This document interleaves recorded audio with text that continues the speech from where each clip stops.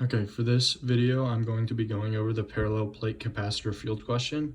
And the question asks, a parallel plate capacitor has an area of 5.75 centimeters squared, and the plates are separated by 1.07 millimeters with air in between them, which means the dielectric constant would be 1 in this case. It stores a charge of 433 PC. What is the potential difference across the plates of the capacitor, and what is the magnitude of the uniform electric field in the region between the plates? So the first thing we want to do in this problem is identify our given values, which would be the area A, which is equal to 5.75 centimeters squared, which I changed to 5.75 times 10 to the negative fourth meters squared.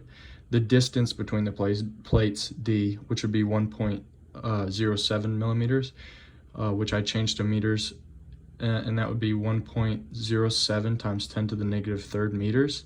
And then the Q, charge, 433 PC, would just equal 4.33 times 10 to the negative 10 C coulomb, which is coulombs. So those are our given values. And then once we have the given values, we identify our useful equations in this case. And the useful equations are the first one, which would be C equals E naught A over D, which is a capacitance equation. And then our second equation is C equals Q over change in V, which is our another capacitance equation. It's just a different version.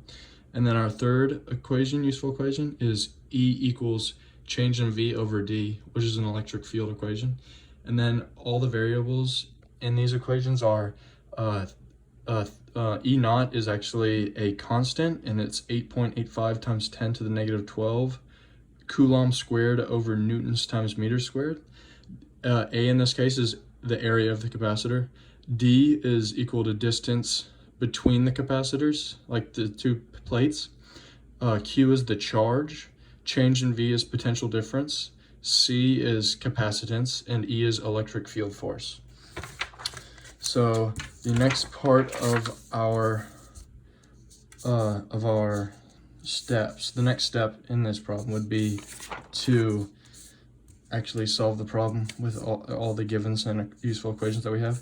So for part A, we're actually solving for the change in V, or the potential difference, which with our given values, we first want to calculate the capacitance, which would be E naught A over D, which we have all three of those values. So that would just be 8.85 times 10 to the negative 12 coulomb squared over newtons times meters squared, times 5.75 times 10 to the negative fourth meter squared, over 1.07 times 10 to the negative third meters. And that would end up equaling 4.76 times 10 to the negative 12 farads. And then once we have our our capacitance, we can then use our capacitance to plug into the next capacitance equation, which we can rearrange to be able to find potential difference. So C equals Q over change in V. We can actually change that to change in V equals Q over C.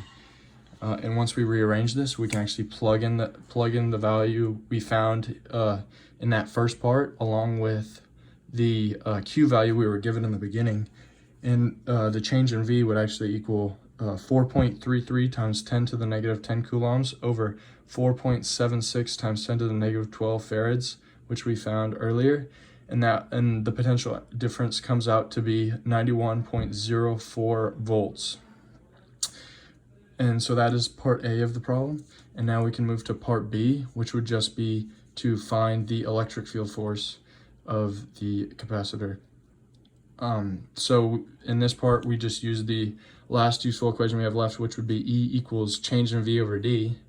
And we want to find the electric field force with the values we found in the first part, which would be 91.04 for the change in V, and then we were given D.